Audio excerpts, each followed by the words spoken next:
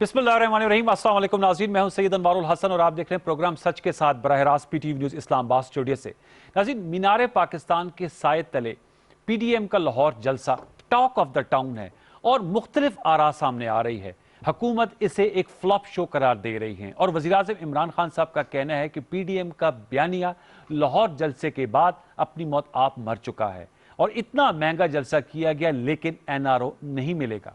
दूसरी जानिब पीडीएम इसे एक कामयाब जलसा करार दे रहे हैं। आज भी मौलाना फजल रहमान साहब मीडिया से गुफ्तगू करते हुए उन्होंने कहा कि एक अजीम शान जलसा हुआ और उन्होंने तो 1940 तहरीक पाकिस्तान से जा तक इसका तकाबुल कर डाला। वैसे मीनार पाकिस्तान पे हिस्टोरिक जलसे होते रहे हैं। खुद पाकिस्तान तहरीक इंसाफ का जो 30 अक्टूबर 2011 का जलसा था, उसने जिसे अंग्रेजी में कहते हैं लिटरली टर्न द टेबल्स, और वज़ीर-ए-आज़म इमरान खान साहब मुल्की सियासत के सेंटर स्टेज पर आ गए थे। उससे कबल भी उनकी सियासत थी, लेकिन लाहौर मीनार पाकिस्तान के जलसे से बिल्कुल पीटीआई और प्राइम मिनिस्टर इमरान खान साहब की जो डायरेक्शन है उसका रुख ही बदल डाला था। इस जलसे से क्या तवक्कुआत वाबस्ता थी? मरियम नवाज साहिबा चूंकि पीएमएलएन इसकी होस्ट थी और लाहौर से उनके 14 एमएनएस और 21 मेंबर सूबाई असम्बली है शहर लाहौर से, और इसके लिए हमने देखा कि वो खुद दावत देने के लिए लाहौर में उन्होंने रैलियां भी निकाली। अगरचे कोविड-19 की सेकेंड वेव की वजह से लाहौर के मुख्तलिफ इलाकों में स्मार्ट लॉकडाउन भी है।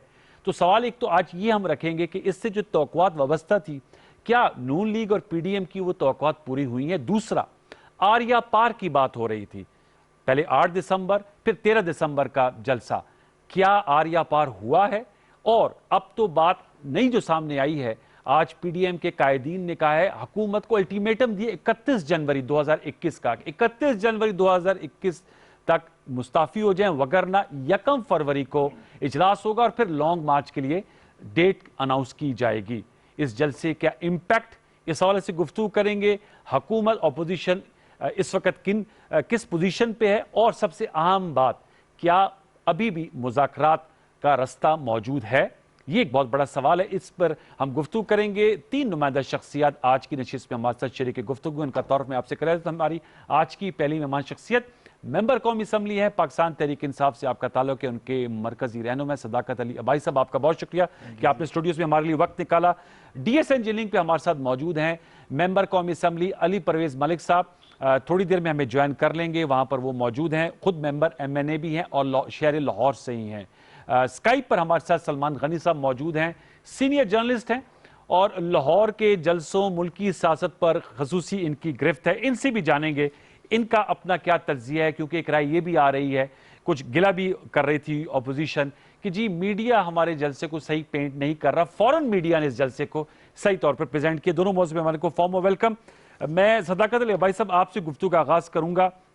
जलसा हो गया, अब उसके बाद एक नई चीज़ सामने आई है, वो जलसा कैसा हुआ? आज भी आप मौजूद थे, वज़ीर-ए-आज़म ने तर्जुमानों की मीटिंग में भी से भी खिताब किया और आप लोगों को गाइडलाइंस भी दी गई हैं, मीडिया रिपोर्ट्स के मुताबिक ज़रूर उसका अहवाल दीजिएगा। दूसरा, 31 जनवरी एक नई तारीख आई है, 31 जनवरी 2021 तक आप लोग मुस्ताफ़ी हो जाएं, वगरना 1 फरवरी को मौलाना साहब ने मीटिंग कॉल की हुई है और फिर फरवरी के अवाइल ही उन्होंने बताया था, कल जब लाहौर में मुखातिब थे अवाम से, कि वो लॉन्ग मार्च होगा। बताते चले अली परवेज मलिक साहब ने हमें ज्वाइन कर लिया, उनको भी फॉर्म वेलकम। अली परवेज मलिक साहब, आपका बहुत शुक्रिया कि आपने हमें ज्वाइन किया। जी भाई साहब, प्लीज गो अहेड। बहुत शुक्रिया जी। बात यह है कि हम तो सुन रहे थे कि 13 दिसंबर को आर या पार होना है, तो मुझे पता नहीं वो आर या पार क्या होना था। फिर हमने कोई 31 दिसंबर की बात सुनी थी कि इस्तीफे देने उन्होंने, अब उन्होंने 31 जनवरी तक, तो ये आपको खुद ही समझ आ जाएगा सियासी तौर पे कि कल का जलसा कैसा था। दूसरा, सारी पीएमएलएन के मेन जो लोग हैं, उन्होंने जितनी तस्वीरें अपनी सोशल मीडिया पे शेयर की, वो सारी तस्वीरें पीटीआई के जलसे की, आपके जलसे की। जी हाँ, उसमें मायजा हमीद साहिबा, मिफ्ता इस्माइल साहब, आबिद शेर अली साहब, वो जो हमारे बड़े जलसे हुए लाहौर के, उनकी तस्वीरें शेयर करते रहे। चलें, अगर इसी तरह इनका काम चल जाए, इन्हें क्या बहुत सारी हमारी तस्वीरें और भी पड़ी हुई हैं, वीडियोस पड़ी हुई हैं, खुदा रहा लोगों को कोविड में ना मारे, वही तस्वीरें शेयर करके आप खुश हो जाएं, चलें आपका वक्त गुजरेगा। तो बहरहाल लाहौर, जहाँ पे इनकी अक्सरियत है एमएनएज एमपीएस की, कई दर्जन इनके एमएनएज एमपीएस हैं, जहाँ इनकी एक बेस भी है और सपोर्ट बेस भी है, और 1.5 करोड़ आबादी के शहर से انہوں نے کہا تھا ریفرینڈم وہ کہتے ہیں اتنی زیادہ جگہ نہیں تھی کہ ریفرینڈم آزادی پل پر بھی لوگ کھڑے ہوئے ہمارے لوگ تو کہتے ہیں 5,000 لوگ تھے، یہ دعویٰ کر رہے ہیں کہ 20,000 تھے، میں کہتا ہوں چلو 20,000 تھے، تو اگر 1.5 کروڑ کے لوگوں کے ریفرینڈم میں آپ کے 20,000 لوگ نکلے ہیں، پھر جو آج مریم صاحبہ نے اندر ان کو ڈانٹا ہے، جو سعد رفیق صاحب نے کہا ہے، یہاں سے یہ بڑی، ہمیں تو پتہ تھا، ہم تو کل پی ایم صاحب اسی لیے ذرا بڑے ریلیکس موڈ میں تھے کہ ان کو کرنے دیں، ان کو سمجھ ہی نہیں ہے. تو ایک تو ان کے ووٹ ہونے کے باوجود ان کا بیانیہ پٹ گیا، دوسرا مریم صاحبہ کو انہوں نے گلی گلی میں جا کے دعوت کے نام پہ خوار کیا، اور الٹیمیٹلی اگر یہی آپ نے کرنا تھا 11 پولیٹیکل پارٹیز پورے پاکستان سے بندے اکٹھے ہو کے، میں ان کو 5,000 کہہ رہا ہوں، وہ دعویٰ 20,000 کا کر رہے ہیں، تو میں پھر اگلی بات کیا کروں؟ آپ کا نیشنل ٹی وی ہے کہ یار سمجھنے کے اس فارغ ہو گیا. آپ لوگ سمجھدار ہیں، لاہور میں بڑے لوگ میچور ہیں، لوگ سمجھتے ہیں کہ عمران خان نے 4 دفعہ گراؤنڈ کس لیے بھرا کہ عمران خان عوام کے لیے نکلتا تھا. عمران خان نے نہ تو کوئی لنڈن کے فلیٹ بنائے ہوئے تھے، نہ کوئی سرے محل بنائے ہوئے تھے، نہ اس کی یہاں جھوٹی سچی کمپنیاں تھیں جن کے لیے وہ ریلیف مانگا تھا. عمران خان عوام کی بات کرتا، جبکہ سب کو پتہ ہے کہ مریم صاحبہ اپنے جتنی ان کی مطلب سارا خاندان ہے جو ان پہ کیسز بنائے ہوئے ہیں، زرداری صاحب نے اور مشرف نے، ان کیسز سے جان چھوڑنا چاہتی ہیں. اور یہی بات ہے بلاول صاحب جو اپنے ابا کو بچانا چاہتے ہیں. بلاول صاحب ان کا ذاتی معاملہ، اوکے وہ اس کا ہم اس جواب وجہ دیتے ہیں. سے لاہور کے زندہ دلانے لاہور نے ان کو بری طرح ریجیکٹ کر دیا. اب یہ اپنے گول پوسٹ چینج کر رہے ہیں، کرتے رہیں، انہوں نے اپنے آپ کو خراب کیا. میں ذرا پوچھ سکتا ہوں، علی ہمیں جوائن کیا، اور ظاہر بات ہے آپ ایم این اے لاہور سے اور آپ بھی ریلی لے کر گئے تھے. یہ علی پرویز ملک صاحب کیا ہوا؟ وہ جو امپیکٹ کی بات تھی وہ تو امپارشلی اسپیکنگ امپیکٹ اس کا نہیں بن پایا. آپ لوگ کہہ رہے ہیں جلسہ کامیاب تھا، صداقت علی عباسی صاحب کہہ رہے ہیں کہ جلسہ جو ہے وہ پٹ گیا، بیانیہ پٹ گیا، 11 جماعتیں جو ہیں وہ مینار پاکستان کا جو چیلنج تھا بھرنے کا اس کو نہیں بھر پائیں. تو کچھ آج سٹاک ٹیکنگ ہوئی کیونکہ مریم نواز صاحبہ نے آپ کی پارلیمانی پارٹی کی میٹنگ بھی کال کی ہوئی تھی، آپ بھی اس میں موجود تھے، پھر CWC بھی ہوئی ہیں. کیا وجہ بنی کہ جو توقعات وابستہ تھی لاکھوں لوگوں کی وہ لوگ نہ آ سکے؟ بسم اللہ الرحمن الرحیم. انوار بھائی، سب سے پہلے تو بہت شکریہ، آپ نے اپنے پروگرام میں یاد کیا. میں آپ کے سوال پہ آنے سے پہلے اپنے بھائی کو جو آپ کے پاس اسٹوڈیو میں موجود ہیں ان کو یہ یاد دہانی کرا دوں کہ لاہور میں نا تقریباً 13 سے 14 MNA کی سیٹیں ہیں، تو یہاں پہ درجنوں کے حساب سے تو سیٹیں یا ممبرز موجود نہیں تھے، تو ذرا فیکچولی بھی چیزیں کریکٹ کر لیں.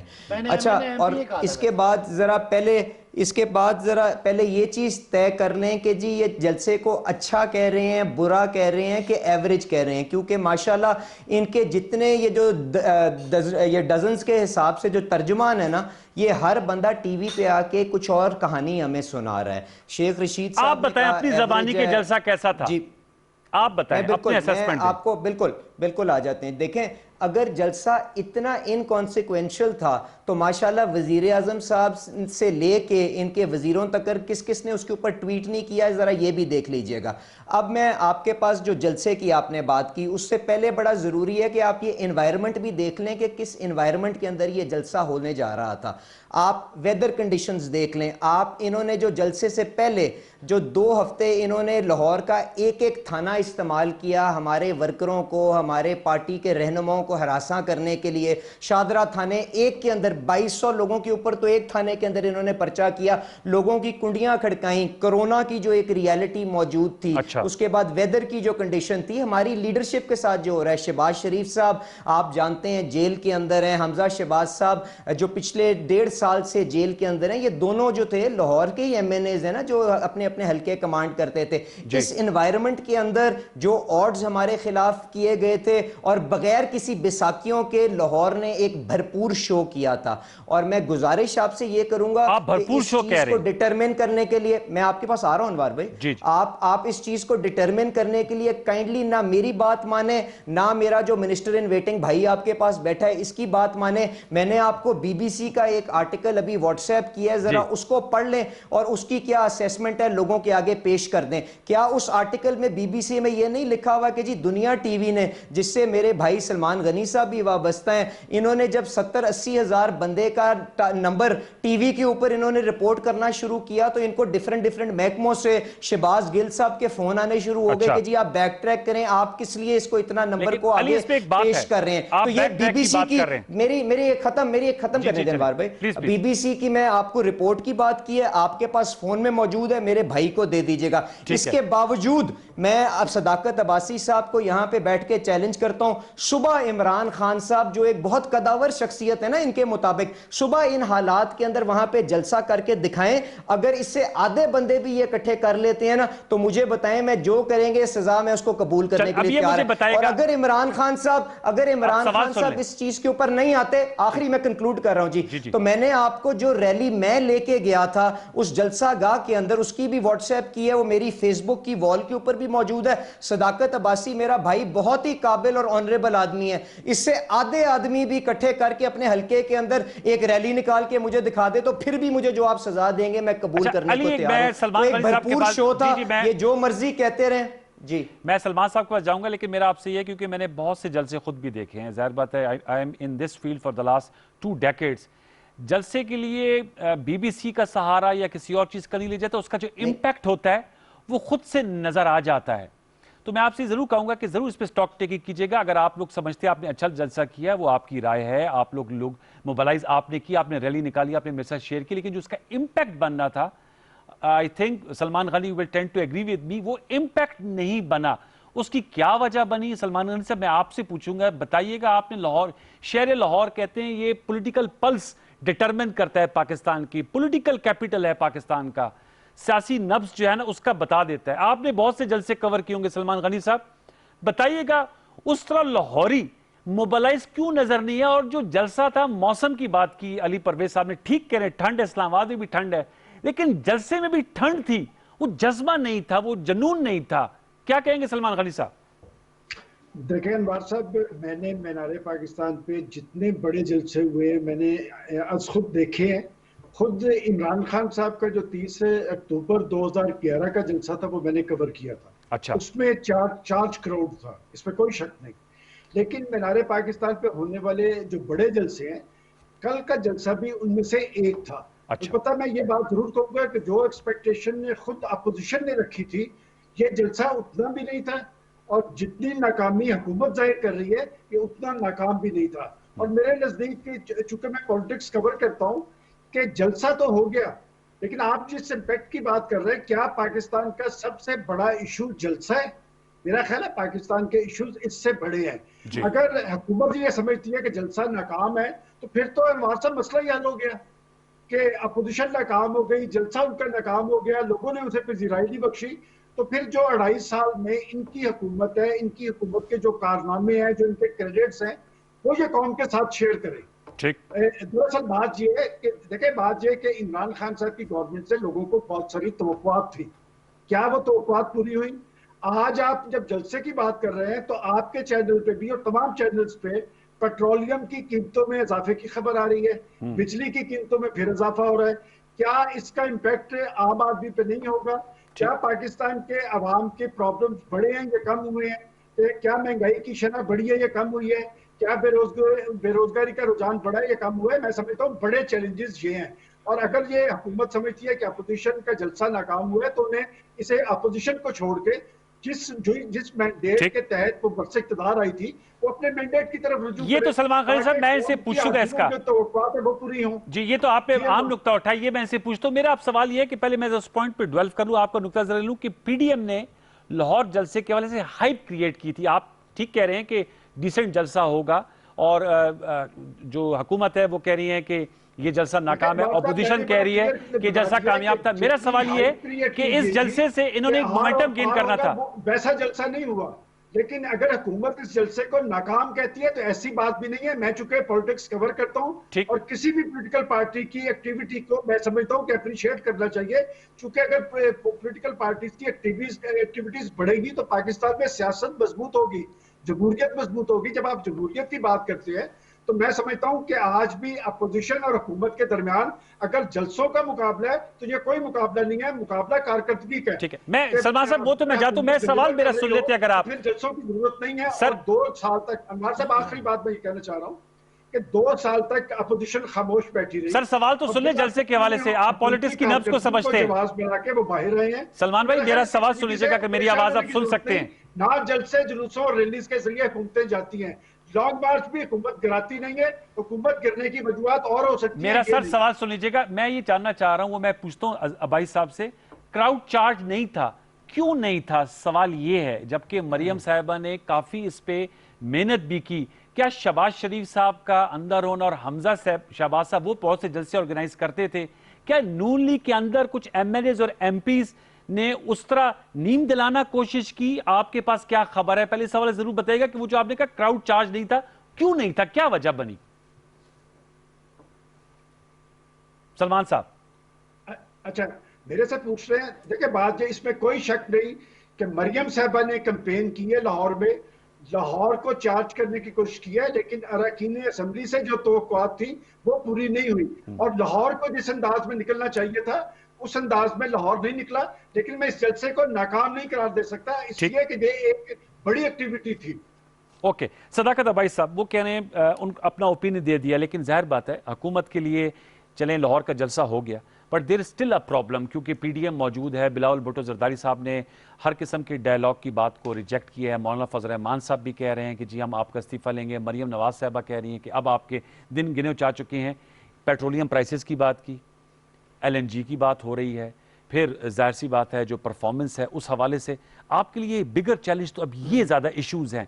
ठीक है, जलसा हो गया, no today is a new day and you have new challenges, उस पे क्या फोकस है? देखिए पहली तो अली साहब ने कहा कि जी मैंने कहा था कि कई दर्जन एमएनएज एमपीएस, तो 13 एमएनएज हैं और 26 एमपीएस हैं, मिलकर ये तकरीबन 39 बनते हैं, जो 2.5-3 दर्जन बन जाते हैं। अगर आपको हिसाब लगाना, मैंने उस हिसाब से कहा था कि 3 दर्जन से भी ज्यादा एमएनएज एमपीएस है, जिसमें पीटीआई के बहुत थोड़े हैं, मतलब 3 एमएनएज हैं बाकी, और एमपीएस भी हमारे पास थोड़े हैं। तो मैंने उस हिसाब से बात की थी, और तकरीबन 8.5 से 9 लाख एक एमएनए हल्के के लोग हैं।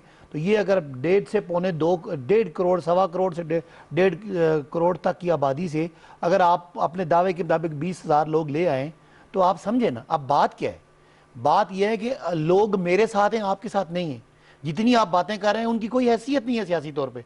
पार्लियामान में मैं अक्सरियत में हूँ, अवाम में आपने कहा था ये रेफरेंडम होगा, मैं सलमान साहब कहते हैं कि इसकी हैसियत नहीं है। इसकी हैसियत है। क्या लाहौर के, पंजाब के लोग इमरान खान और इस गवर्नमेंट के साथ हैं?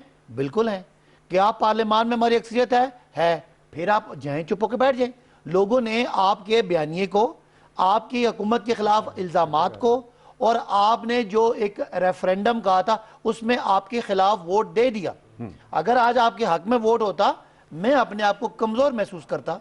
लिहाजा अब पॉलिटिकली, सियासी तौर पे, इखलाकी तौर पे आपको चुप होकर बैठ जाना चाहिए। क्या हम लोग क्यों डिस्कस कर रहे हैं? क्योंकि हमने पूरा 1.5-2 महीने तक आपने हुकूमत के खिलाफ एक बयानिया बनाने की कोशिश की कि लोग जो है वो इमरान खान से या इस हुकूमत से मायूस है। तो अब अगली बात ये कि डिलीवरी की बात की, देखिए ना, वो हम ये समझते हैं कि अगर ये हमारा ये मौकफ है कि इसके पीछे कोई, ना इनको महंगाई का फिक्र है, ना इनको किसी गवर्नमेंट की गवर्नेंस की फिक्र है। इनको फिक्र इसलिए है कि जिस तरीके से आगे केसेस जा रहे हैं, नवाज शरीफ साहब का पूरा खानदान कन्विक्ट हो जाएगा, जरदारी साहब के भी जो उनके केसेस हैं, जो वो फेक अकाउंट्स वाले, वो भी कन्विक्ट हो जाएंगे। और शहबाज शरीफ साहब का वाहिद केस है जो हमने बनाया, जिसमें अरबों रुपए उनके मुलाजमों के अकाउंट्स में मनी लॉन्डर हो गया है, वो भी उनको सजा हो जाएगी। ये तो इनका हो गया इम्पैक्ट ऑन पब्लिक। वो जो सलमान कह रहा हूं, पब्लिक का ताल्लुक इनके से कुछ नहीं है। नहीं, वो जो महंगाई की बात कर रहे हैं, ना इनको पब्लिक से इंटरेस्ट है, इनको अपने केसेस से इंटरेस्ट है, और पब्लिक को इनमें कोई दिलचस्पी नहीं है। वो कल आपने देख लिया। इसलिए मैं इन्हें कहता हूं कि अब आप आ जाए, आप बैठे, हमारा पार्लियामान मौजूद है, आप इलेक्टोरल रिफॉर्म करें ताकि आपको सिलेक्टेड वाले कहने की जरूरत ना पेश आए। आप को अगर आपने मईशत के लिए कोई बात करनी है तो आ जाएं, महंगाई कम करने के लिए अली परवेज आ जाएं, उस कमेटी में बैठे, हमें बताएं। फाइनेंस वक्त ना जाया करें कौम का। आपको, आप वाली जो दवाई आप कौम को खिलाना चाह रहे हैं ना, ये 40 साल इस कौम ने खाई है और इस कौम को बदअज़मी हुई है। अब आपको एक पॉलिटिकल गवर्नमेंट है, एक डेमोक्रेटिक गवर्नमेंट है, उसको अपना काम करने दें। जरूर आप महंगाई आपको लग रही है तो आप बोलें, आपको गवर्नमेंट में कहीं गवर्नेंस में कमी है, वो तो वो हाईलाइट करें। लेकिन मुझे बता दें क्या इखलाकी तरीका आप ले आए जी पार्लियामान में अदम एतमाद? नहीं तो मुझे वो तरीका बता दें। बयानिया क्या है आपका کہ ہم اسٹیبلشمنٹ کا رول ختم کر رہے ہیں. کہتے کیا ہیں؟ اسٹیبلشمنٹ عمران خان کو ہٹائے ہمیں لے آئے, لیکن ہم رول نہیں چاہتے. آپ اداروں کو بدنام کرتے ہیں. آپ نے کوئٹہ میں تقریریں کی پاکستان کے خلاف, افغانستان کے بارڈر کی فینس ہٹانے کی بات کی.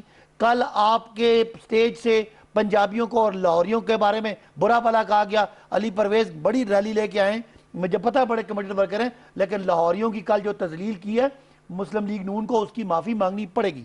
اگر آپ آرم فورسز کے بارے میں غلط باتیں کرتے ہیں, آپ کے لوگ سٹیج سے پاکستان کی ریاست کے خلاف بیانیاں بناتے ہیں, تو لوگوں نے اس لیے آپ کو چھوڑا ہے. میں آپ بھی سمجھتا ہوں کہ آپ کی جو سیٹیں ہیں وہ جینون تھی, لیکن کل 2018 کے الیکشن میں اور آج میں آپ کا بیانیہ, آپ کا یہ جو اچھل کود تھی, اس کی وجہ سے مسلم لیگ نون بھی پیپلز پارٹی والی جگہ پہ آ گئی ہے. تو ہمیں یہ بات پسند نہیں ہے.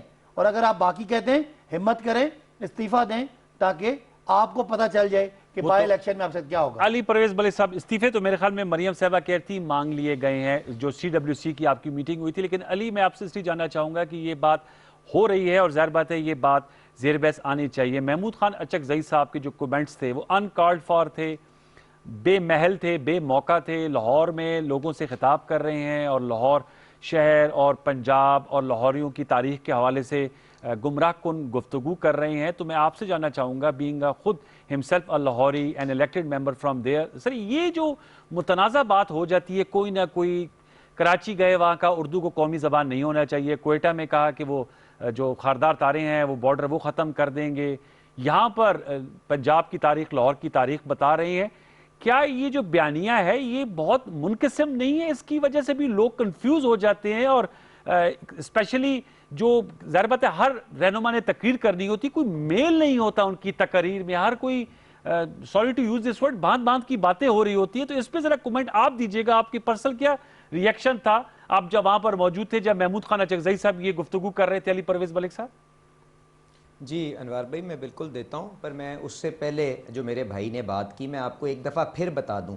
میں نے کسی BBC کا سہارا لینے کی کوشش نہیں کی. میں نے صرف آپ کو یہ بتایا کہ ایک نیوٹرل آبزرور اس کے اوپر بہتر اوپینین بتا سکتا ہے کہ جی ڈسپائٹ آل آڈز جو انہوں نے ہمارے خلاف سٹیک کیے تھے, اس کے بعد کیا وہاں پہ صورتحال تھی. میں نے صرف اتنی گزارش کی تھی. اور دوسری بات یہ کہ کورونا کی سچویشن کے اندر, سردی کے موسم کے اندر, آپ بتائیں کیا اپوزیشن کے جو رہنما اپنی جانوں کو نہیں ایکسپوز کر رہے جب اس قسم کی وہ ایجیٹیشنل پولیٹکس کے اندر جا رہے ہیں؟ ایک سیکنڈ کے لیے میرا بھائی یہ بھی تو سوچ لے کہ کتنی تنگ دلی کا مظاہرہ انہوں نے پچھلے 2 سال کے اندر کیا ہے, کہ آج سارے کا سارا ملک سڑکوں کے اوپر ہے, آج ساری کی ساری اپوزیشن پارٹیاں احتجاج کے راستے کے اوپر ہیں. اگر تھوڑا سا ظرف انہوں نے دکھایا ہوتا, اور جو لیجٹیمیٹ فورمز ہمارے پاس, شہباز شریف صاحب کو انہوں نے نیشنل اسمبلی کے فلور پہ بات نہیں کرنے دی, خورشید شاہ صاحب 6 مہینے سے بند ہیں, حمزہ شہباز شریف صاحب 1.5 سال سے بند ہیں, پھر آ کے یہ ہمیں بتاتے ہیں کہ NRO ہم نہیں دیں گے. مجھے بتائیں ریفرنسز فائل ہو گئے ہیں, یہ NRO کس قانون کے تحت ہمیں دے سکتے ہیں؟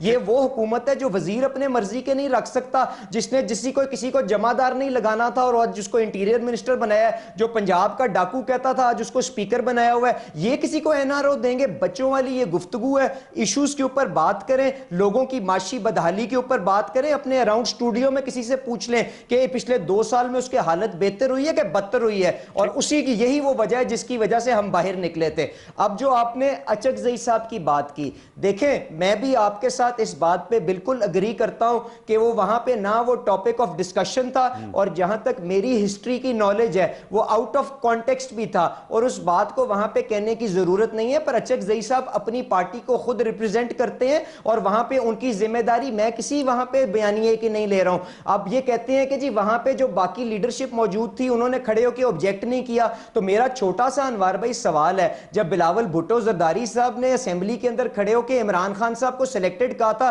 تو وہ وہاں پہ بیٹھ کے تالیاں نہیں بجاتے رہتے, ڈیسک تھمپ نہیں کرتے رہتے؟ اس کا کیا مطلب ہے کہ انہوں نے اس بیانیے کے ساتھ اگری کر لیا؟ اچکزئی صاحب کی اپنی پارٹی ہے, اپنی سوچ ہے, انہوں نے اپنا بیانیہ پیش کیا ہے, لیکن آپ لوگوں کا 11 جماعتی اتحاد ہے, تو میرے خیال میں اس حوالے سے تو ذرا سینسیٹیو ہونا چاہیے نا.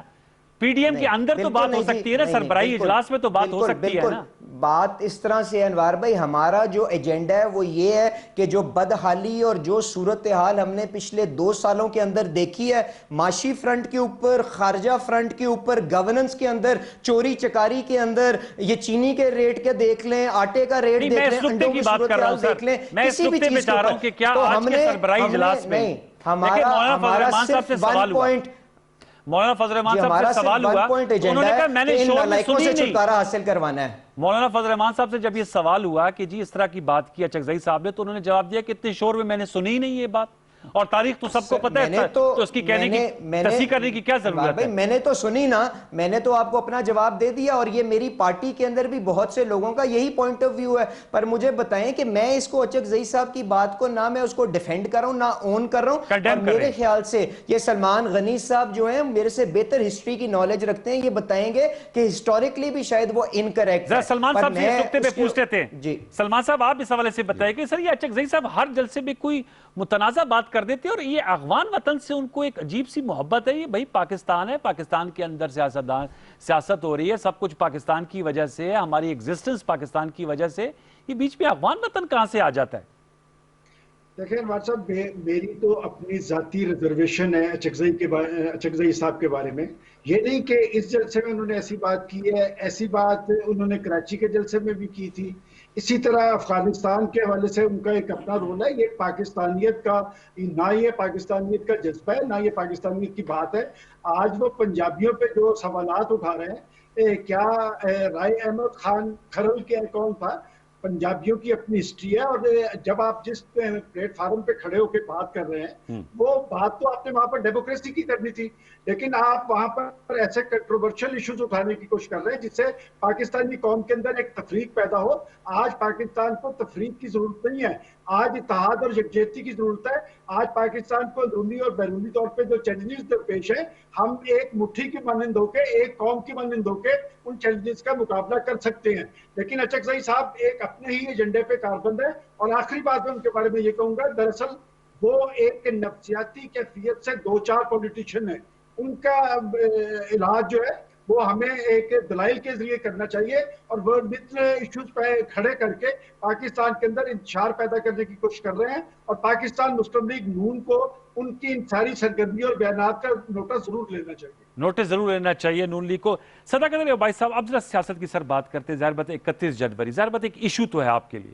دیکھیں، آپ کوئی بھی حکومت، جیسے سلمان غنی صاحب کہتے ہیں کہ لانگ مارچ کسی بھی حکومت کے خلاف ہو، ہماری تاریخ یہ کہ حکومتیں جاتی نہیں ہیں لیکن پریشر پڑتا ہے، حکومتی رٹ کمزور ہوتی ہے، حکومت کی جو پرائرٹیز ہیں اس پہ ایفیکٹ آتا ہے، آپ کا فوکس اپوزیشن کو ٹیکل کرنے پر ہوتا ہے. تو میں آپ سے جاننا چاہوں گا کہ ظاہر بات ہے پرائم منسٹر عمران خان صاحب کی آپ لوگوں سے ریگولر میٹنگز ہوتی ہے، کیا سوچ پائی جاتی ہے کہ اس ایشو کو کیسے ٹیکل کیا جائے گا؟ پی ایم صاحب کیا کوئی مذاکرات، انہوں نے سیالکوٹ میں کہا تھا کہ وہ پارلیمنٹ کے فورم پر مذاکرات کے لیے تیار ہیں، کوئی فارمل آفر جائے گی ان کو کہ بھئی آئیں بیٹھیں میز پر؟ معاملہ تو ٹیبل ٹاک پر ہی حل ہونا ہے. ایک جملہ میں صرف بول لوں اچکزئی صاحب کے بارے میں کہ یہ بات مناسب نہیں ہے کہ آپ جب کی مرضی ہو آپ پی ڈی ایم ہو جائیں، آپ جلسے اکٹھے کریں، آپ کو لوگوں کی اسٹرینتھ چاہیے، اور جب کوئی آپ کے لاہور یا پنجاب کے خلاف یا کسی بھی صوبے یا کسی بھی زبان یا کسی بھی کمیونٹی کے خلاف جب بات کرے تو آپ کہیں نہیں میں کنڈیم تو کرتا ہوں لیکن میں ان کے ساتھ بیٹھوں گا. اس طرح سیاست نہیں ہوتی. اگر عمران خان صاحب نے کوئی بات کی، عمران خان صاحب نے کوئی، اگر بلاول نے بات کی ہے عمران خان صاحب کے خلاف، تو عمران خان صاحب نے بلاول کی بات کو اون نہیں کیا، اس کے بعد ان کا کھانا نہیں رکھا یا اس کے بعد اکٹھا ایک ایجنڈا نہیں رکھا. کل تو آپ کہہ رہے ہیں ہم اکٹھا الیکشن لڑیں گے. اب دوسری بات یہ کہ جو آپ نے کہا کہ کوئی نہ کوئی مذاکرات، کوئی نہ کوئی بات، کیونکہ یہ ایک ایشو تو ہے. دیکھیں ہم نے بھی لانگ مارچ کیا تھا، ہم نے بھی مطلب دھرنے اور مارچ، ہم نے کوئی ایشو رکھا تھا، ہم نے کہا تھا ہمیں 4 حلقے کھول دیں، یہ ڈیمانڈ تھی. اگر آپ پوری نہیں کریں گے پھر ہم جلسے کریں گے، پھر ہم آپ کو یہ کریں گے پولیٹیکل تک. اب ان کو ہم نے کہا کہ آپ کو کس پہ الیکشن پہ اعتراض ہے، آئیں الیکشن کھول دیتے. الیکشن پہ اعتراض ہے، آپ نے کمیٹی بنائی، آپ اس میں آتے نہیں ہیں. ان کو اعتراض ہی کوئی نہیں ہے. ان کو اعتراض ہے عمران خان گھر جائے. بھئی کیوں گھر جائے؟ آپ کوئی اس کا اخلاقی جواز پیش کریں. 2013 میں ہم نے کہا تھا دھاندلی ہوئی، 135 پٹیشن آئی تھی. آج آپ نے کہا دھاندلی ہوئی تو پٹیشن آئی ہیں اس سے آدھی، اور وہ بھی زیادہ ہماری ہیں. اس کے بعد ہم نے کہا تھا یہ 4 حلقے کھول دیں، ہم چپ ہو جائیں گے. اس کے بعد ہم نے کہا کمیشن بنائیں، ہم وہاں ثبوت لے کے آئیں گے. آپ نے کوئی اخلاقی بات کی، آپ کو عمران خان پسند نہیں ہے. آپ اصل بات کیا ہے، ان کے پاس ایک ہی ایجنڈا ہے. اگر عمران خان کا دور رہا، ان کو، میرے بھائی کو خورشید شاہ کا بڑا دکھ ہوا، ان کو یاد ہی نہیں ہے تاریخ کہ خورشید شاہ کے خلاف کیس مسلم لیگ نون کے دور میں بنا تھا. یہ جو جعلی اکاؤنٹس ہیں اور ان کے بارے میں جو القابات مناسب نہیں ہے، پیپلز پارٹی کا کوئی بندہ نہیں ہے، وہ سارے چودھری نثار صاحب دیا کرتے تھے، تب وہ ان کے وزیر داخلہ ہوتے تھے. تو یہ آپ کے بنائے ہوئے کیس ہیں بھائی. آج آپ کو برا لگنا شروع ہو گیا. تو کوئی تقاضا سیاسی رکھیں، کوئی ڈیمانڈ رکھیں، اگر ہم پوری نہ کریں پھر آپ کہیں ہم نے ٹکر مارنی ہے. علی پرویز بڑے صاحب کوئی آپ بتائیے کا تقاضا ہی کچھ نہیں ہے، ڈیمانڈ ہی کچھ نہیں ہے. ڈیمانڈ کیا ہے؟ انہوں نے 4 حلقوں کی بات کی، آپ لوگوں کی کیا ڈیمانڈ ہے کہ اس پہ آپ لوگ بات چیت کریں گے؟ کیونکہ جیسے میں نے کہا، پرائم منسٹر صاحب نے بھی کہا، آج فواد چودھری صاحب بھی کہہ رہے تھے، صداقت علی عباسی صاحب بھی کہہ رہے ہیں کہ بھئی تمام معاملات تو ٹیبل پہ آ کے حل ہوتے ہیں نا. جنگی عظیم بھی ہوئی تھی پہلی دوسری، لیکن ایک دوسرے کو تباہ کرنے کے بعد پھر وہ ٹیبل پہ بیٹھے، اور جیسی بھی پھر وہ ٹریٹیز ہوئی، وہ تاریخ اس پہ کومنٹ کرے گی. انہوں نے بھی لانگ مارچ کیا، دھرنا دیا آپ کی حکومت کے خلاف. پھر لیکن ہم نے کوئی تقاضا کیا نا، ٹیبل یہ ٹاک پہ کریں، کیا؟ تقاضا نہیں کیا تو سر؟ کریں گے. آپ کے کیا مانگ کیا رہے ہیں؟ مانگ کیا رہے ہیں سر، بتائیے. جی میں صداقت بھائی جواب دے دیتا ہوں. اچھا، بات اس طرح سے انوار بھائی کہ ہم مذاکرات کن سے کریں؟ ایسے کم ظرف لوگوں سے جو ایگزسٹینشل چیلنجز جب اس ملک کو درپیش تھے. ابھی نندن والا واقعہ ہوتا ہے جو اس وقت قوم کو سمیٹ نہ سکے. ساری اپوزیشن کی پارٹیاں جو تھیں اکٹھا ہو کے پارلیمنٹ ہاؤس کے اندر موجود تھیں. سروسز چیف موجود تھے، وزیر اعظم صاحب اس وقت بھی موجود نہیں تھے. آرٹیکل 370 کا معاملہ ہوتا ہے، وزیر اعظم صاحب اس وقت قوم کو سمیٹ نہ سکے، وہ آدھا گھنٹہ موم بتی جلا کے انہوں نے کشمیر کی کاز کو آگے لے کے چلنا تھا. اس کے بعد کرونا وائرس ہوا. شہباز شریف صاحب لندن سے واپس آئے کہ نہیں آئے؟ بلاول بھٹو صاحب نے اپنے ریزرویشن سائٹ پہ رکھے کہ نہیں رکھے؟ کون سا وہ آدمی تھا جو اپنی ٹیپ چلا کے اٹھ کے چلا گیا؟ اگر آپ ایگزسٹینشل چیلنجز کے سامنے نہیں اکٹھا ہو سکتے اور اپنی ناک سے آگے دیکھنے کی صلاحیت نہیں رکھتے تو اپوزیشن کی جماعتیں اس میں کیا کریں اور کن کے ساتھ مذاکرات کے؟ انہوں نے کہا کہ جی آپ کی ڈیمانڈ کیا ہے؟ ہماری ڈیمانڈ یہ ہے کہ یہ ایک رگڈ پروسیس کے تھرو الیکٹ ہو کے آئے ہیں، اسی لیے ان کو لوگوں کی خوشحالی یا بدحالی سے کوئی لینا دینا نہیں ہے. میں آپ کو اس کی چھوٹی چھوٹی 2 مثالیں دے دیتا ہوں جو کیا اس کا حل کیا رگڈ پروسیس جو آپ کے مطابق مبینہ طور پہ رگڈ پروسیس ہے؟ دیکھیں میری 2 باتیں. انہوں نے کہا کہ جی 35 پنکچر کی کہانی لے کے آئے. جب ناصر الملک صاحب کا کمیشن بنا اس کے اندر سے کیا نکلا؟ ایاز صادق صاحب آج بھی ایم این اے جس سیٹ کے اوپر یہ کنٹیسٹ کرتے تھے، بائی الیکشن کے اندر بھی وہ جیتے. اس الیکشن کی صورتحال اب دیکھ لیں. جب الیکشن ہوتا ہے جنرل الیکشن پورے ملک میں، تو عمران خان صاحب کو لاہور سے 1000 سے کم کی لیڈ سے جتوایا جاتا ہے خواجہ سعد رفیق صاحب سے. 40-45 دن کے بعد بائی الیکشن، میری بات سن لیں سر، 40-45 دن کے بعد بائی الیکشن ہوتا ہے، ان کی حکومت بن جاتی ہے، ان کا کینڈیڈیٹ 10,000 ووٹوں سے ہارتا ہے. کیا یہ رگڈ الیکشن نہیں تھا؟ لیکن اب یہ 2020 میں بیٹھ کے باتیں کیوں آپ کر رہے ہیں؟ یہ تو معاملہ ہوا تھا اگست 2018 میں الیکشن ہو کے پروسیس کمپلیٹ ہو گیا نا. میں یہ پوچھ رہا ہوں کہ اب وہ تو ہو گیا، اب اس کا حل کس طرح ہوگا؟ پھر یہ بھی یہی کہہ رہے تھے، آپ بھی یہی کہہ رہے ہیں. بات اس طرح سے ہے کہ یہ جو ان کی گورننس اور جو ان کی پرفارمنس رہی ہے نا انوار بھائی، اس کے اندر اب اس کا حل یہی ہے کہ اس حکومت کو جلد از جلد یہ ساری کی ساری جو یہاں پہ قوم پرست یا جو جمہوری فورسز ہیں وہ اکٹھی ہو کے ان سے چھٹکارا حاصل کیسے؟ لیکن طریقہ کار بتائیں سر، کیسے؟ میں آپ کو بتا دیتا ہوں جی بالکل ٹھیک ہے. یہ آپ مجھے بتائیں کہ جو ان کی کارکردگی رہی ہے اس میں ان کے اتحادی ایک ایک کر کے پیچھے ہو رہے ہیں کہ نہیں ہو رہے ہیں؟ علی پرویز بڑے صاحب طریقہ کار بتائیں سر. عوامی پریشر، مینگل صاحب علیحدہ ہو گئے کہ نہیں ہو گئے؟ کافریق والے کہتے ہیں کہ نہیں کہتے کہ ہمیں انڈے پڑتے ہیں جب ہم ان کا جھنڈا لے کے ہٹتے نہیں ہیں نا. جب ہم لوگوں کے اندر بساکیاں جب ان سے آپ کو ان سے جو بساکیاں جن کے اوپر یہ وزن ڈال کے کھڑے ہوئے ہیں نا، اتنے نالائق ہیں کہ 2 سال کے اندر جن بساکیوں کے اوپر بوجھ ڈالا ہے، ہم یہ عوامی ریفرینڈم کر کے عوامی عدالت بنا کے مجبور کریں گے کہ وہ بساکیاں پیچھے ہو جائیں اور یہ اپنے وزن کے تحت گر جائیں. سلمان صاحب آپ مجھے ذرا سمجھائیں کہ کیا طریقہ کار ہے کہ کہہ رہے ہیں ہم ان کو ہٹا لیں گے؟ وہ آپ نے کہا آپ کی پالیٹکس پہ ظاہر بات ہے، آپ ماشاءاللہ پالیٹکس پہ نظر. سر کیا طریقہ کار ہے، کیسے ہٹائیں گے سلمان بھائی؟ جی انوار صاحب، پہلا تو یہ بات ہے کہ پاکستان کا بڑا سیاسی المیہ یہ ہے کہ ہر حکومت کو اپوزیشن تسلیم کرنے کے لیے تیار نہیں، اور اپوزیشن کا رول حکومت پہ ہضم کرنے کے لیے تیار نہیں. اور سیاست تو نام ہی ڈائیلاگ کے عمل کا نام ہے. اور ایک الیکٹڈ حکومت جو ہے وہ مسئلے کا سیاسی حل نکالنے کی کوشش کرتی ہے. میں سمجھتا ہوں کسی حکومت کو اپوزیشن سے پریشان ہونے کی ضرورت نہیں. اگر وہ اپنے مینڈیٹ کے مطابق کام کرے, اگر وہ ڈیلیور کرتی نظر آئے, اگر وہ لوگوں کے ایشوز کو حل کرنے کے لیے سنجیدہ کوشش کرے. آج پاکستان دو مسائل سے دو چار ہے. میں بھی سمجھتا ہوں, دیکھیں 2.5 سال اس حکومت کا گزر چکا ہے, 2.5 سال ان کے پاس باقی ہے, اور ان سے قوم نے بڑی توقعات اس لیے وابستہ کی تھی کہ ماضی کی 2 حکمران پارٹیز کو ٹارگٹ کیا جاتا تھا کہ ان کی گورننس درست نہیں ہے, ان کے دور میں کرپشن ہو رہی ہے, یہ لوٹ مار ہو رہی ہے. تو یہ تو پارسا حکومت تھی. اس حکومت نے قوم سے وعدہ کیا تھا کہ ہم آگے پاکستان میں سیاسی تبدیلی لے کے آئیں گے, گورننس کے خواب کو حقیقت کا رنگ دیں گے, نوجوانوں کو روزگار فراہم کریں گے, لوگوں کو انصاف ملے گا اور ریلیف ملے گی. کیا آج حکومت اپنی کارکردگی کے حوالے سے سرخرو ہے؟ میں سمجھتا ہوں کہ حکومت کے کرنے کا کام یہی ہے کہ وہ اپوزیشن سے الجھنے کی بجائے وہ اپنا مینڈیٹ کے مطابق اس طرف پیش رفت کرے. اپوزیشن اتنا بڑا بخار انہوں نے اپنے اوپر طاری کرنے کی کوشش نہ کرے. انوار صاحب, دوسری اہم بات یہ ہے کہ اپوزیشن نے احتجاجی جلسوں کا اعلان کیا, وہ سلسلہ ختم ہو گیا. اس کے بعد لانگ مارچ ہے اور مجھے ایک خطرہ محسوس ہو رہا ہے. دیکھیں بات یہ کہ اپوزیشن نے کہا کہ ہم پرامن احتجاج کریں گے, اور بڑی حد تک پرامن رہا, اور گورنمنٹ نے تمام تر ریزرویشن کے باوجود انہیں جلسے جلوسوں کی اجازت دی. لیکن اگلا مرحلہ جو ہے مجھے خطرناک نظر آ رہا ہے. بات یہ کہ جس حکمت عملی میں, جس تحریک کے اندر جب تصادم کی نوعیت آ جائے, پھر معاملات حکومت اور اپوزیشن کے کنٹرول میں بھی رہتے. میں آج بھی سمجھتا ہوں کہ اگر حکومت اور اپوزیشن کے درمیان مقصد ڈائیلاگ کا عمل چلے, اور دونوں سائیڈ کے سنجیدہ عناصر, کیا ان دونوں سائیڈوں پہ ایسے سنجیدہ لوگ موجود نہیں ہیں جو سیاسی ڈائیلاگ کر سکیں؟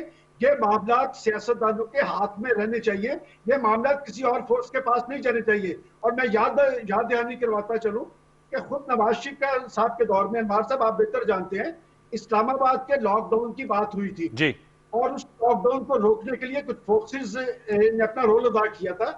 اب آج کی صورتحال کے اندر معاملات حکومت کے کنٹرول میں ہیں, حکومت کی گرپ رہنی چاہیے.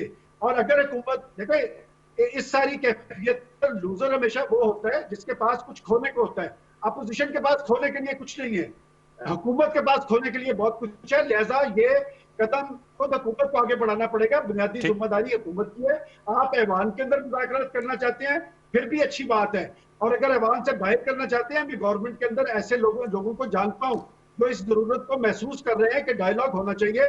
ڈائیلاگ ہی مسائل کا حل ہوگا. اور اگر اس تحریک میں یا اس احتجاج میں تصادم کی کیفیت آ رہی ہوئی تو یہ دونوں کے لیے اچھی نہیں ہوگی. جی صداقت علی عباس صاحب, ڈائیلاگ اور تصادم, ظاہر بات ہے وہ آپ بھی نہیں چاہیں گے کہ تصادم نہ ہو, کیونکہ حکومت کو اس میں پرابلم پیش آتی ہے. یہ بھی جب حکومت میں تھے ان کی بھی یہ کوشش تھی. ڈائیلاگ کے لیے کیا ویز اینڈ مینز ہو سکتے ہیں؟ لیکن آج بھی ہمارے 2 وزراء نے پریس کانفرنس کیا اور انہوں نے ڈائیلاگ کے لیے دعوت دی ہے. اپوزیشن کہتی ہے ہم آپ سے مذاکرات آپ سے نہیں کرنا چاہتے. اس کا مطلب سلمان غنی صاحب سمجھتے ہیں کہ یہ کس سے مذاکرات کرنا چاہتے ہیں اور یہ کیا چاہتے ہیں. ہمارا یہ خیال ہے کہ اگر ان کو کسی بھی قومی ایشو پہ, چاہے وہ الیکٹرل ریفارم ہے, چاہے وہ اکانومی کا ایشو ہے, کرونا کا ایشو ہے, بجلی کا کرائسس ہے, گیس کا, جتنی یہ تقریریں کرتے ہیں, ان کو مہنگائی کی بات ہے, تو آپ آ کے بیٹھ جائیں. وہ کہتے ہیں ماضی میں وہ حوالے دیتے ہیں علی پرویز ملک صاحب, کووڈ-19 ہو, کشمیر ہو, کہتے ہیں اس میں پرائم منسٹر صاحب نہیں ہوتے تھے. ہمیں یہ پتا ہے کہ سب سے بڑا مسئلہ اس ملک کے ساتھ کیا آیا تھا؟ فیٹف کا مسئلہ آیا تھا. جب پاکستان کو بلیک لسٹ کرنا تھا تو فیٹف کے دوران میں علی پرویز ملک صاحب کی پارٹی نے ہمیں 34 پوائنٹ پکڑا دیے کہ نیب سے یہ ختم کرے تاکہ مریم صاحب باہر آ جائیں, یہ ختم کریں میاں صاحب آ جائیں, یہ ختم کریں اسحاق ڈار آ جائیں, یہ شک ختم کریں تاکہ وہ پوری تفصیل ہے کہ زرداری صاحب بھی باہر آ جائیں. تو یہ ان کا تو اتنا ظالمانہ یہ فعل ہے کہ یہ پاکستان اور پاکستان کے دشمنوں کا جو ایک مقابلہ ہو رہا تھا, اس وقت انہوں نے پاکستان کی حکومت کی ساتھ دینے کی بجائے ہمیں بلیک میل کیا, اور متحدہ اپوزیشن نے ہم سے نیب کے 38 میں سے 34 پوائنٹ جو نکات ہیں, شکیں, وہ تبدیل کرنے کی بات کی. تو ہمارا ان سے گلہ یہی ہے کہ ہم پی ٹی آئی ہی احتساب کرنے ہیں. ہم آپ کو نیب والے معاملات میں معاف نہیں کر سکتے. اس کے علاوہ الیکٹورل ریفارمز جیسے وہ بھی مبینہ دھاندلی کا کہتے ہیں, آپ بھی یہی کہتے تھے. دھاندلی ہے تو دھاندلی ختم کیسے ہوگی؟ آج ہم یہ کہتے ہیں آج ہم استعفیٰ دے دیں, ہم استعفیٰ دے دیں, کل الیکشن اسی قانون کے تحت ہوگا, پھر کون مانے گا؟ یہ تو تب تک نہیں مانیں گے جب تک ان کا یہ الیکشن جیتیں گے نہیں. یہ تو جرنیلوں میں سے ضیاء الحق کو مانتے ہیں, باقیوں کو نہیں مانتے.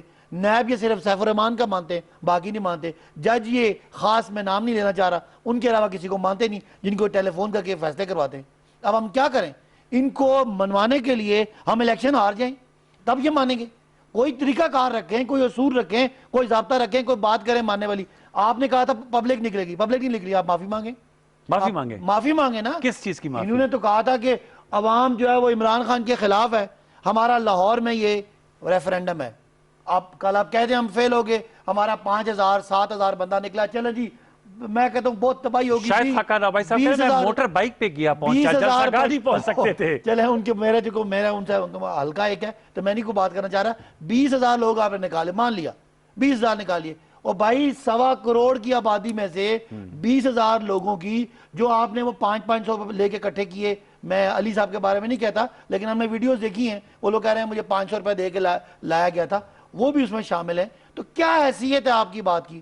آئیں ٹیبل پہ, آئیں تجاویز لے کے, ہم ہر آپ کی بات ماننے کے لیے تیار ہیں, لیکن جو آپ کو چاہیے وہ ہمیں پتہ ہے وہ آپ کے دل کے اندر چور ہے, وہ NRO ہے, وہ نہ عمران خان دے گا نہ ہماری گورنمنٹ دے سکتی ہے, کیونکہ جس دن ہم نے آپ کے کیسز معاف کر دیے اس دن PTI کا وجود ختم ہو جائے گا. علی پرویز ملک صاحب, سر آپ بتائیے گا کون سے وہ ایشوز ہیں, الیکٹورل ریفارمز, آپ لوگوں کے بھی یہ نکتہ ہے, مولانا فضل الرحمان صاحب ہوں, بلاول بھٹو زرداری صاحب ہوں, مریم نواز صاحب, وہ سب کہتے ہیں کہ جی 2000 کا الیکشن تو ہمارا تھا, ہمیں مبینہ طور پہ ڈیسیو کیا گیا, اور PTI جو ہے وہ اس کی بینیفیشری ہے. PTI 2013 میں کہتی تھی, پیپلز پارٹی بھی آپ کو کہتی تھی ROs کا الیکشن ہے. 2008 کے الیکشن میں بھی نواز شریف صاحب کو اس حوالے سے خدشات ہے. 2002 کا الیکشن ہو گیا, پھر 90 کی دہائی میں چلے جائیں. سر ونس فار آل سیٹل کر دیں نا, کوئی پیرامیٹرز کو ریفارمز لیں, تاکہ کم از کم یہ الیکشن کی شفافیت اور نتائج کی قبولیت کا مرحلہ تو مکمل ہو سکے. انوار بھائی, جو سلمان غنی صاحب نے جو تحفظات کا خدشہ پیش کیا نا کہ تصادم ہو سکتا ہے, تو میں صرف یہاں پہ ان کو یہ ری ایشور کرا دوں کہ ہم بالکل کوئی لشکر کشی نہیں کرنے آ رہے اسلام آباد میں. نہ ہم جو آپ انوار بھائی جس ادارے میں بیٹھے ہیں اس کا دھاوا بولیں گے, نہ ہم نے کچھ سول نافرمانی کی ترغیب کرنی ہے, نہ ہم نے ہنڈی کے طریقے سکھانے ہیں. ہم پرامن طریقے کے ساتھ اپنے احتجاج کو اگلے فیس میں لے کے جانا چاہتے ہیں, اور ہم وہ پریشر ایگزرٹ کریں گے, عوامی دباؤ ان کے اوپر اتنا ڈالیں گے کہ ان کی بیساکھیوں کو پیچھے ہونا پڑے گا. اب میرے بھائی نے جو بات کی کہ جی کہ ہم ان کے ساتھ ہمیشہ بات کرنا چاہتے تھے, انہوں نے کبھی کوآپریٹ نہیں کیا, میں نے 4 مثالیں دی, انہوں نے FATF کی ایک مثال دی. ذرا اب FATF کی بھی جو کہانی ہے ذرا میرے ساتھ ذرا یہاں پہ سن لیں, اور اس کے بعد عباسی صاحب سے پوچھ لیجئے گا کہ میں نے اس میں کوئی جھوٹ بولا کہ نہیں بولا. ان سے پوچھیں FATF کا جب قانون فائنانس کی کمیٹی کے اندر پیش ہوا تھا تو وہ وہاں پہ آؤٹ ووٹ ہو گیا تھا کہ نہیں ہو گیا تھا, اور اس کے بعد جو حکومت نے کس طرح سے اپنے ممبروں کو ڈی نوٹیفائی کیا, نئے ممبر جس کے اندر صداقت عباسی صاحب بھی انکلوڈڈ ہیں, ان کو نومینیٹ کیا, اور 5 منٹ کے اندر بغیر پڑھے اس قانون کو پاس کیا. اس کے بعد جب یہ جوائنٹ سیشن کے اندر گیا وہاں پہ ہمارے ممبران کے اوپر پریشر ایگزرٹ کیا, اور اس کے بعد یہ قانون پاس کرایا. یہاں پہ ہمیں یہ لیکچر دے رہے ہیں موریلٹی کا اور ڈیو پروسیس کا. ہاں میں نے آپ سے بات کی ہے جب ایگزسٹینشل چیلنجز آئے تھے, ابھی نندن, کشمیر, گلگت بلتستان, کرونا, یہ یہاں پہ آ کے ہمیں ٹی وی کے اوپر, آپ کے PTV کے اوپر آ کے اس طرح کی باتیں کرتے ہیں. ان میں سے کہیں دل پہ ہاتھ رکھ کے بتائیں کہ FATF کا قانون کیا اس طرح بلڈوز ہوا کہ نہیں ہوا؟ دل پہ ہاتھ رکھ کے بتائیں. انہوں نے اس کا جب ووٹ دیا, انہوں نے پڑھا بھی تھا اس قانون کے آپ نے پڑھا تھا ابائی صاحب, یہاں پہ باتیں ابائی صاحب پڑھا تھا آپ نے. 2 باتیں, ہمیں انٹرنیشنل آبلیگیشن تھی کہ پاکستان کو مسلم میرے بھائی میں نے کوئی بات غلط کی ہے پہلے یہ بتائیں. کہہ رہے بات غلط کیا ہے, اس کی مجھے آپ جواب دے دینا, میں تصدیق اس کی تصدیق آپ نے کتنی دیر میں FATF کا قانون پاس کیا اور آپ کمیٹی کے ممبر کا بنے تھے بتائیں. پہلے جو اصل ڈسکشن کیا ہے میرے بھائی, نہیں اصل ڈسکشن یہی ہے کہ میرے سوال کا پہلے جواب دیں. کرنے دیں نا, آپ بات کرنے دیں. نہیں پہلے آپ ہاں یا نہ میں جواب دیں. میں نے کچھ غلط کہہ رہے ہیں, آپ سننا چاہتے ہیں مجھ سے, میں جو بات کرنا چاہتا ہوں. آپ نے کتنی دیر میں آپ قانون فائنانس کمیٹی میں نوٹیفائی ہوئے اور کتنی دیر میں وہ قانون پاس کیا؟ ٹی وی کے اوپر اپنے دل پہ ہاتھ رکھ کے بتائیں. میں دل پہ ہاتھ رکھوں, پہلے میں بات کروں کہ لوگوں کو سمجھے ہم بات کیا کر رہے ہیں. ہم بات یہ کر رہے ہیں کہ پاکستان کو FATF نے بلیک لسٹ کرنا تھا, اور پاکستان پہ معیشت پہ پابندیاں لگ جو کہ اس وقت گرے لسٹ میں ہے. جی, اور گرے لسٹ PTI کی وجہ سے نہیں ہے, مسلم لیگ نون کی وجہ سے ہے. اس کو نکالنے کے لیے ہمیں ہماری کمٹمنٹ تھی کہ ہم نے یہ قانون بدلنے. قانون کیا ہے کہ پاکستان میں منی لانڈرنگ نہ ہو سکے. آپ کو پتا ہے منی لانڈرنگ کون کرنا چاہتا ہے اور کون روکنا چاہتا ہے, یہ تو بات واضح ہے. کس کے جعلی اکاؤنٹس ہیں, کس کے گھروں میں ٹیٹیاں آتی ہیں، ساری بات پتہ ہے. تو یہ ان کا پوائنٹ تھا. انوار بھائی میرا سوال سن لیں جواب دے دینا، پھر میں سلمان صاحب سے کلوز کرنا. میں اپنی حکومت بالکل غلط بات کریں. دیکھیں ایف اے ٹی ایف کی غارب کے اندر اگر یہ لوگوں کو پکڑنا چاہتے ہیں، پکڑ دکڑ کرنا چاہتے ہیں، یہ کوئی بات نہیں ہے. عباسی صاحب ڈیو پروسیس فالو ہوا کہ نہیں ہوا یہ بتائیں. بل آئے جو آپ نے نہ پڑھا ہو. نہیں کوئی ایسا بل آئے جو میری حکومت لے کے آئے اور میں نوٹیفائی کب ہوئے تھے؟ قومی مفاد کا بل تھا، ہمیں سارا بریف کیا گیا، ہم اس سے مطمئن ہیں. اور دل پہ ہاتھ رکھ کے آپ فائنانس کمیٹی کے اندر نوٹیفائی کب ہوئے تھے اور یہ قانون کتنی منٹ میں پاس ہوا؟ اب مجھے سوال کا آپ جواب دیں. اس سارے بالکل غلط. میں نے جو آپ کو ایک ایک بات کہی ہے انوار بھائی، میں اس کے اوپر آج بھی قائم ہوں. انہوں نے سردار نصر اللہ دریشے کو ڈی نوٹیفائی کیا، عامر کیانی اور صداقت عباسی صاحب کو انڈکٹ کیا. دونوں نے 5 منٹ کے اندر وہ قانون پاس کیا. جو وہاں پہ ساری کمیٹی کی تحفظات تھیں ان کو سائیڈ پہ کیا، بلڈوز کیا. اس کے اندر اگر 1 انچ بھی جھوٹ ہونا اس پروسیس کے اندر تو میں آپ جو سزا دیں گے. اس بات سے تعلق ہی نہیں ہے. جو بات اصل کہانی یہ ہے کہ کیا Pakistan F A T F کو پاکستان سے نکالنا ہے. اس وقت مسلم لیگ نون اور پیپلز پارٹی کو جب نون لیگ نیب کا قانون تبدیل کرنے کی بات کرنی چاہیے تھی. سلمان غنی صاحب یہ این آر او تھا. مجھے بتائے گا سلمان این آر او یہ تھا کہ آپ اس وقت ایف اے ٹی ایف کے بھائی آپ قانون کہاں سے دے سکتے ہیں؟ ریفرنسز فائل ہیں، عدالتوں کے اندر معاملہ ہے. محاذ پہ بڑے چیلنجز درپیش ہیں. ہمیں اپنا ہاؤس ان آرڈر کرنا ہے. ہمارا دشمن منہ کھول کے کھڑا ہے.